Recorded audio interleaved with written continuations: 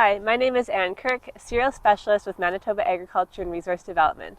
I'm here in the field in Carberry talking about my project determining optimum target plant stands for spring cereal crops in Manitoba. So I'm standing in the wheat project, but we're also looking at barley and oats as well. So you know that optimum plant population can differ depending on management practices and environmental conditions. So there are reasons why people may want to target higher plant populations or an average plant population. Research has also shown that in higher yielding environments, seeding rates could be reduced slightly to achieve higher yields, and in lower yielding environments, those seeding rates could be raised slightly. Practically speaking, it's kind of difficult to determine early in the growing season, what sort of seeding rate you may want to target, depending on the environmental conditions. But a good example would be if you're seeding, you missed your optimum seeding window, or you're in a reseeding situation for some reason, you may want to target a higher seeding rate because you're already working with a lowered or reduced yield potential. We also know that varieties do differ in their response to seeding rate, and that optimum does depend on a variety's ability to tiller. So for this project, we wanted to determine optimum seeding rates by crop type and for individual varieties.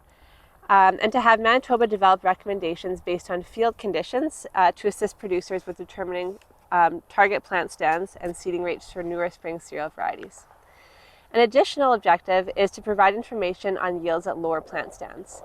So while this project is mostly focusing on helping farmers determine what seeding rate they should be targeting, we also wanted to look at some lower plant stands in case a farmer planted their cereal crop and their plant population wasn't what they expected for a number of reasons. It could be a fertilizer issue, it could be environmental issues.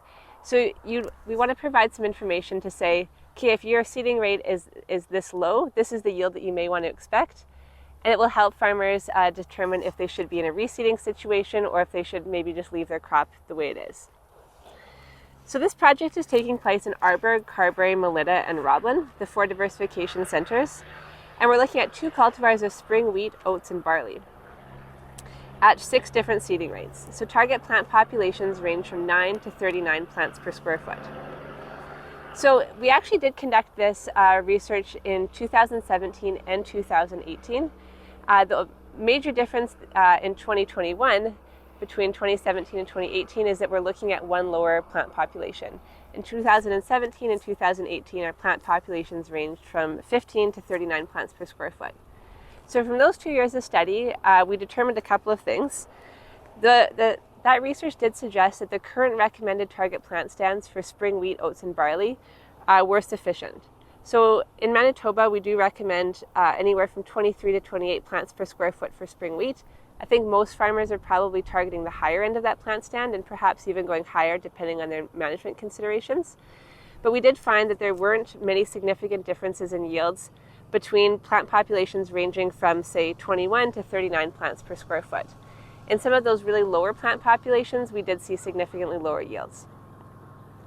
We also did find that in most cases, both varieties tested responded similarly to the range of plant stands.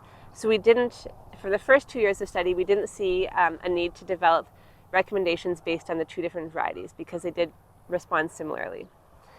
So in 2021, it's an interesting growing season because we have some drought conditions in much of the province, and some areas of the province are faring better.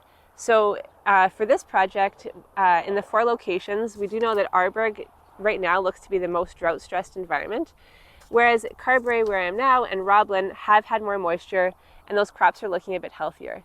So it'll be really interesting to see how the seeding rate recommendations differ depending on the environmental considerations. In those really drought-stressed environments like Arborg, I wouldn't expect as much tillering. So therefore, I would expect to see more yield differences between the varieties or between the seeding rates. In Carberry here, the plot to my right is AAC Brandon at 27 plants per square feet. And on my left-hand side is AAC Brandon at 9 plants per square feet. So, you can see some differences. This plot looks a lot fuller, a lot better. That's what I would prefer to see in my field. But it'll be interesting to see what this 9 plants per square foot actually yields and the potential of that variety to tiller and compensate for those lower plant stands. So stay tuned for our results to come later in the season.